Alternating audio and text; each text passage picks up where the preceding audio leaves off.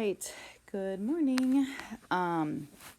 So this is the last lesson about volume. So this is the washer method continued, but it will be rotating the region, the shaded region around different lines, not just the X and Y axes. So that's the only thing that's different here. So you may be good to go after just listening through this first video. If not, we can do some more work as well. So, because the format is very similar to the shifted disc method and then obviously the washer method in general. So this one says, find the volume of the solid generated by revolving the region bounded by the graphs of the equations about the line y equals 8. So you'll have those equations. This one we are going to go through and do by hand.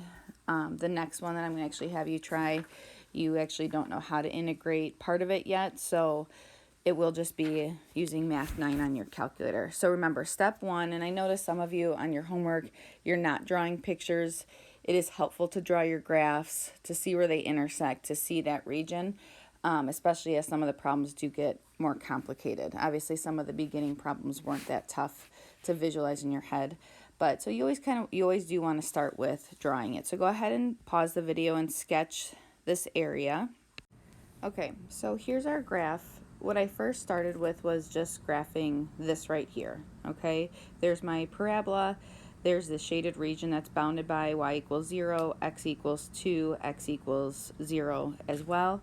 And it's rotating around the line y equals 8. So what you want to picture is that shaded region being rotated along that. So if we were looking at this kind of in a two-dimensional, that would be rotated, and that's what gives us that shaded in pink that I have up above. So also what I did is I drew a washer off to the side, okay, rotating around y equals 8. You can see your smaller radius, which is your lowercase r of x. So on our graph over here, I'll do it in green. So from here to here, that's your r of x. And then your larger radius is from, I'll do it in blue. Actually, I'll go ahead and do it in purple to get a different color here. That's this one right here.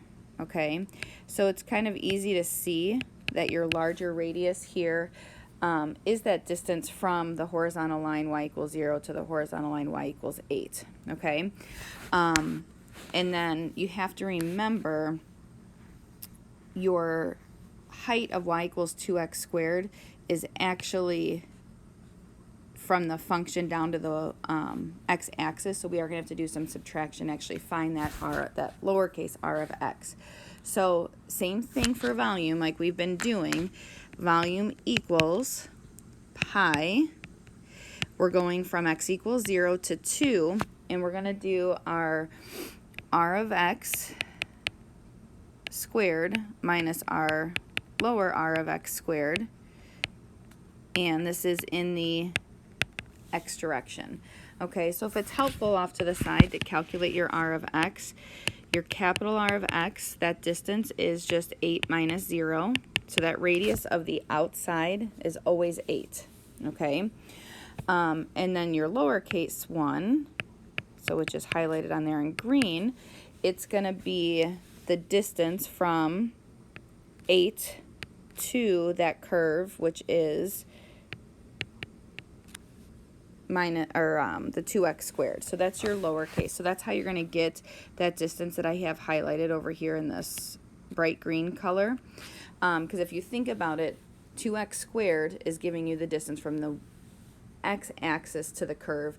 We want to know the distance from the line y equals 8 to the curve. Okay, so we'll go ahead and plug those into our formula. And again, if it is just the setup, you technically can plug this into your calculator doing Math 9. I would avoid doing it through the graph. I mean, you can do it, but obviously when we're in the dy you do need to know how to use your Math 9 tool. So notice it's our big radius squared minus our smaller radius squared in the dx direction. So yes, that does mean that we are going to have to FOIL that. So again, you can go ahead and throw it into Math 9 right now, but I do want you to make sure you know how to integrate. So practice it, so pause it and come back. Okay, so this would be our answer if you are looking for an exact answer. So from this step to this step, I FOILed that 8 minus 2x squared. Then from that step to that step, I subtracted that trinomial from 64. And then here I integrated using my power up rule. Here I plugged in my boundaries. Do I need to show the minus 0? No. I'm just, in case you're wondering, why is she not plugging in the 0? Because when you do, you get 0 anyway, so it doesn't matter.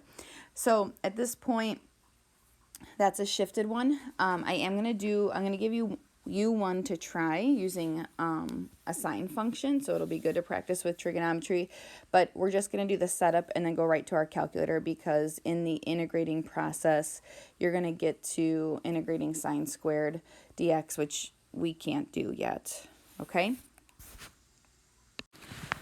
Okay, so this is the one I want you to go ahead and try, unless you're good to go and you're just ready to go practice.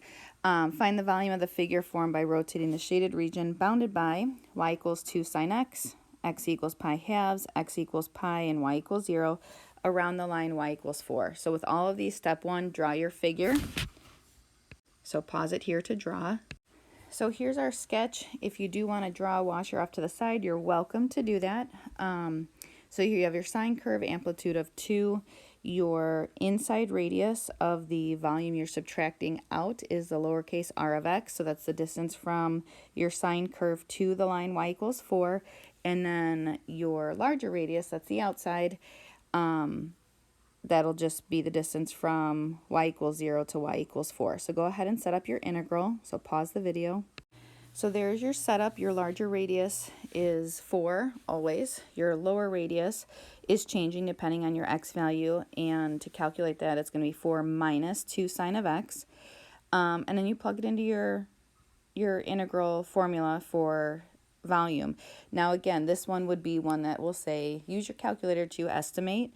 And so just do Math 9 on your calculator. You can plug in the pi after, you can plug it in before, it doesn't really matter. Make sure you're in radian mode, okay? So Math 9,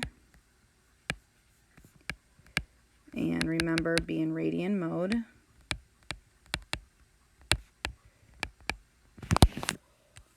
And when you do this, you will get approximately 40.396.